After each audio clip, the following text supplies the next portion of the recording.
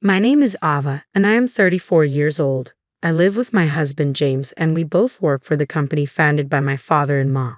Although he is now retired, my father-in-law single-handedly transformed a small construction firm into an enterprise generating $250 billion in annual revenue. He even acquired rival companies, and while his methods could be forceful, everyone admired his remarkable business acumen. James, chosen to follow in his father's footsteps, was raised in a pampered environment and possesses a gentle nature. However, I fear his gentleness isn't suited for the cutthroat world of business. While gentle may sound pleasant, in reality, he is incredibly indecisive. I've started to doubt his suitability as a husband, let alone a CEO. James himself has admitted, "I'm not cut out to be a CEO. I'll probably just be a figurehead if I become one. It's easier for me that way." His lack of serious intention to take over the company has left me frustrated after 5 years of marriage. In stark contrast to James, I consider myself quite decisive. During his active years, my father-in-law appreciated this quality in me and entrusted me with various tasks. Before marrying James, I worked at a bank where I managed finances and always kept numbers in mind. I planned to become a full-time homemaker after our wedding, but my father-in-law requested that I join the construction company instead. Soon after I started working there, he began inviting me to board meetings and seeking my opinions on management matters. Initially, the board members were skeptical about including the founder's daughter-in-law in such important discussions. However, as I consistently offered valuable insights, they began to listen to my suggestions. Despite James being a board member, he rarely attended meetings, and this was accepted as the norm by the board and my father-in-law. One day, after returning home from a meeting, I found James nonchalantly watching TV. "Why didn't you attend today's meeting?" I asked.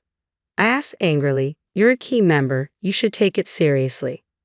Without showing any remorse, he retorted, "Even if I attend, I don't really understand the discussions. Besides, the board members prefer you, so there's no problem, right?" I wondered if he was irritated by my participation in the board meetings. Despite his remarks, my father-in-law had been teaching me the intricacies of running the business and seemed to be grooming me as his successor. I had started enjoying my involvement in management, and before I knew it, I was working hard to meet my father-in-law's expectations. About 2 years after I started attending meetings, my father-in-law retired completely. Whenever there were major decisions to be made, the board members would consult me while James was sidelined. I had hoped that being in such a situation would spur James to work harder, but instead, he became even more disengaged from his work. Although he would come to the office in the morning, he would disappear somewhere by noon and stay home for the rest of the day. When he saw me at home, he wouldn't talk about work at all, seemingly indifferent to the company's affairs. Meanwhile, my workload at the company was increasing, and I was getting busier. After my father-in-law's retirement, the board members relied on me more and more, and I was tasked with duties akin to those of a CEO. Given that we were a large company with many employees, I was committed to increasing sales and profits for the sake of our workers. With the hard work of our employees, our sales began to grow. I found running the company more interesting and became more engrossed in my work. Conversely, my husband James seemed to be losing interest in his work, and his appearances at the company began to diminish. The conversations between us at home lessened, and our relationship became increasingly tense. Around that time, our lives took a different turn. James came home and casually mentioned, "I ran into your sister Megan today and we had lunch together." Megan, 2 years older than me, had just divorced about 6 months ago due to her infidelity. This led to a big commotion when her enraged husband stormed our parents' home. My husband James went to my parents' house to calm down Megan's husband in my place as I was busy with work. With his gentle upbringing and calming personality, James managed to convince Megan's furious husband to leave for the time being. Later, Megan told me, "Your husband is really something. He handled my raging husband so effortlessly." She praised James. Megan's husband, in his anger, must have been disarmed by James' calm and easygoing demeanor. Megan was able to divorce her husband after paying alimony, but since this incident, she seemed to look at James differently. Until then, she had thought of James, who was not particularly attractive and quite indecisive, as just a rich, pampered son. After the incident, she seemed to believe he was a respectable business owner. Now single after her divorce, Megan probably saw James as a great catch, given her love for wealthy men. However, I, engrossed in work, couldn't imagine such a thing. Of course, my sister wouldn't have known that James is just a nominal executive who doesn't actually manage the company. Megan's ex-husband was an elite employee of a foreign company. At their wedding, she had bragged to me, "My husband is an excellent employee with a high salary, and on top of that, he's handsome. You're jealous, aren't you?" Her ex-husband was handsome, smart, and carried a stylish vibe. I couldn't understand why she would cheat on such a wonderful husband. 3 months after hearing from James that he had lunch with Megan, I returned home to find James unusually serious. "Ah, I have something to discuss," he said. It was the first time I had heard such words from him, and I had a bad premonition. With my heart pounding, I waited for him to speak. "Actually, Megan is pregnant with my child, and I want a divorce." I was shocked by the request for a divorce, but even more surprised to hear that Megan was pregnant. At a loss for words, I listened as James continued. "Megan is planning to come over on our next day off to discuss this, so I'm counting on you." Stunned, I asked, "So you want to marry my sister?" With a troubled look, James responded, "It's not that I want to marry her, but if she's having my baby, I guess I have no choice." I sighed at James' typical indecisiveness and replied, "Well, if she's carrying your baby, I suppose it can't be helped. Let's discuss this when she comes over." It seemed like my husband and I couldn't make any decisions together, so I decided to meet directly with my sister to figure things out. Even though I had already made up my mind to divorce, I thought I needed to consult my father-in-law about the company's situation. As the daughter-in-law of the founder, I was involved in running the business, but if I divorced, I would become a stranger. The next day, I went to my in-law's house and told my father-in-law exactly what my husband had said. My mother-in-law, who was present, was thrilled at the news of her son having a child but quickly quieted down when glared at by my father-in-law. She seemed more concerned about her grandchild than the company's management. After some thought, my father-in-law said with a smile, "Ava, I want you to continue to be involved in the company's management as you have been. I don't care about James. I'll take the responsibility, so let him do what he likes." It seemed that my father-in-law valued the management of the company more than his son or grandchild. Even though he had retired, he still had a strong voice in the company, and since he held most of the company's shares, no executives would go against his will. I was also interested in my work and reluctant to give it up now. With my job settled, it was time to discuss the future with my sister. On my day off, my sister came to my house with a big smile. "Ava, it's a pity you couldn't have a baby. I'll give you plenty of consolation money. Please leave this house immediately," she said with a triumphant air. My husband sat silently, listening to our conversation without saying anything despite being the one who caused the problem. I was appalled at his indifferent face. "It's okay to get divorced," I said, "but there's also the issue of alimony and division of property. Let's bring in a lawyer and decide properly." "I never thought you, my sister, would fall for a man like James," I retorted to my sister with irony. She glared at me with a stern face for a moment, but quickly regained her composure. I finally realized that it's not about looks in men, it's about what's inside. It was funny to hear my sister talk as if she fully understood my husband's inner self. Holding back my laughter, I replied, "That's great, isn't it? From now on, live happily with James." The inner self my sister was talking about was likely money. She seemed to be under the impression that my husband was the president of my father-in-law's company, but it didn't seem like she had heard anything from him. When the discussion was over, my sister said she would start living here and brought a moving company.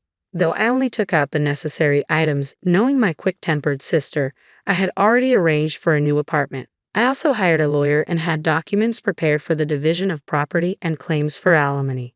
The next day, after moving out my belongings, I started negotiations for alimony and division of property with my husband and sister, accompanied by my lawyer. My husband was still present that day, sitting with an indifferent face, and only my sister was speaking. "As I said before, I'm willing to pay as much alimony as you want, so please decide at your convenience." Hearing my sister's words, my lawyer decided to also claim alimony against my sister in addition to my husband. My sister was still paying alimony in installments to her ex-husband, so my lawyer had said in advance that it might be impossible to claim alimony from her. But since she said she would pay me as much as I wanted, I decided to make a claim. When it came to negotiations about the division of property, my sister excitedly said, This mansion is originally James's family's, so it shouldn't be part of the division of property, right? The lawyer answered my sister emotionlessly. This building and the land belong to the company, so it's up to the company to decide. Even my husband seemed surprised by this. Is that so? I thought this house was Dad's, he said casually. My sister, on the other hand, was taken aback and attacked the lawyer. Wait a minute, so does that mean I can't live in this house? The lawyer responded in a businesslike manner. Since it's company property, you can continue to live here if the company allows it. At this comment, my sister seemed to breathe a sigh of relief. Oh, you should have said that earlier. It'll be fine since James, the president, will be living here. The lawyer looked surprised for a moment, then burst into laughter. What are you talking about? Ava is the president, not James.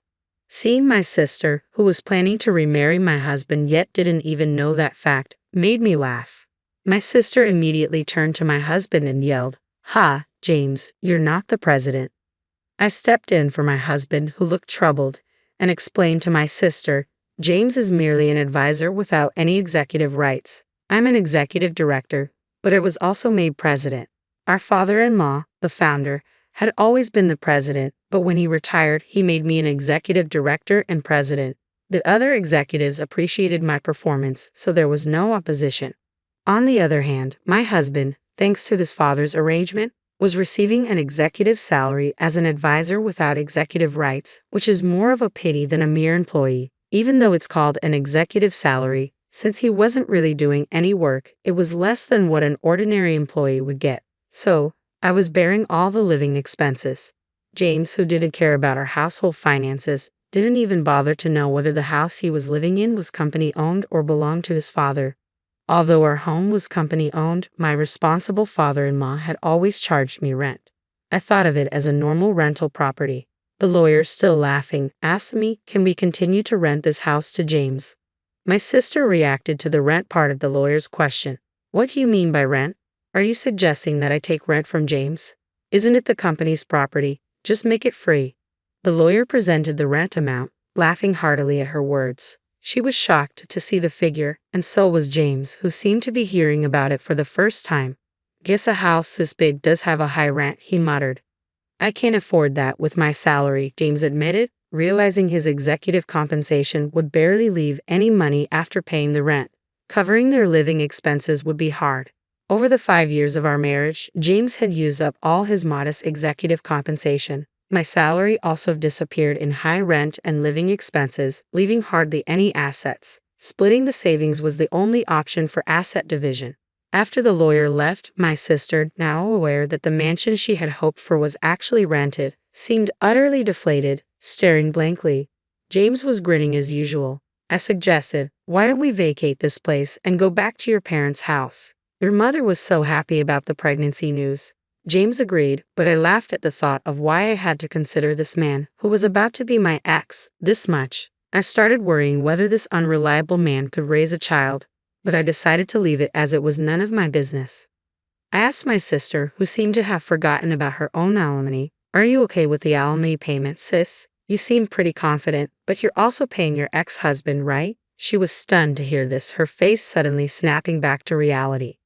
Alimony, I have to pay it too. She was astonished, seemingly having heard nothing of the earlier discussion. You said, I'll give plenty of alimony, but you weren't expecting me to pay it, right? My salary is really low. James and my sister exchanged surprised glances. Though not a lawyer, watching these two made me want to burst into laughter. I had already obtained signatures on the divorce papers and alimony request documents. Seeing James and my sister like this was pathetic. My ex-husband, who had remarried my sister, had returned to his parents' home, just as I had warned. But there seemed to be constant quarrels between my sister and my in-laws. The main cause of the conflict was the lie about my sister being pregnant with my ex-husband's child. His mother, who was hoping for an heir, was extremely angry. My father-in-law, who had disliked my sister for stealing his son from me from the very beginning, hadn't even spoken to her. He fronted the alimony for James, and I was paid in full. But my sister, seeing this, pleaded with him, Dad, could you please pay my alimony as well? To this, the father-in-law responded, I have no reason to be called Dad by you. He was fuming. Not being able to obtain anything she had hoped for, my sister ran away from my ex-husband's family home without a word and went missing. She had practically remarried the ex-husband just to bear the burden of alimony, which was utterly foolish. My ex-husband seemed to consider getting back with me, but his father scolded him. "You're the kind of man who should never even think about having a family. You can't even take care of yourself properly." I wouldn't get back with my ex-husband even if he begged me. I had stopped believing in him when he cheated on me with my sister and was disgusted by his indifferent attitude during our discussions. He was dismissed from his executive position and is now working as a temporary employee. I've continued being the CEO, which is the core of my life. I don't even think about remarrying someone after the breakup. I've kept in touch with my father-in-law, receiving advice when needed. For now, I want to focus on the company, thinking of it as being married to it for the sake of my employees.